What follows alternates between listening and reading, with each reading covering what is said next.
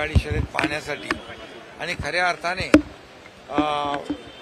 बैल हा शेतकऱ्यांचा सोबती असतो, साथी असतो आणि शेतकऱ्यांसाठी देखील ही बैलगाडा शर्यत अतिशय महत्त्वाची ठरली। मोठ्या प्रमाणावर त्या ठिकाणी फॉर्च्युनर, त्याचबरोबर थार गाडी, ट्रॅक्टर, टू व्हीलर अशी मोठी बक्षिसं त्या ठिकाणी लावली होती आणि एक शेतकरी 10-15 लाख रुपये त्याच्यावर कर्ज होतं, तो फॉर्च्युनर जिंकला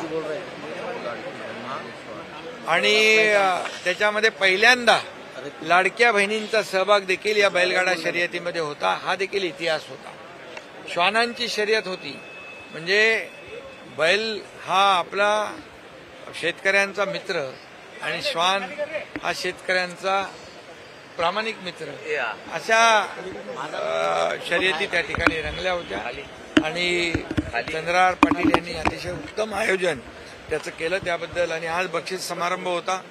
मी मनापासून सगळ्यांना ज्यांना पारितोषिक मिळालंय, जे विजेते आहेत त्यांचं अभिनंदन करतो।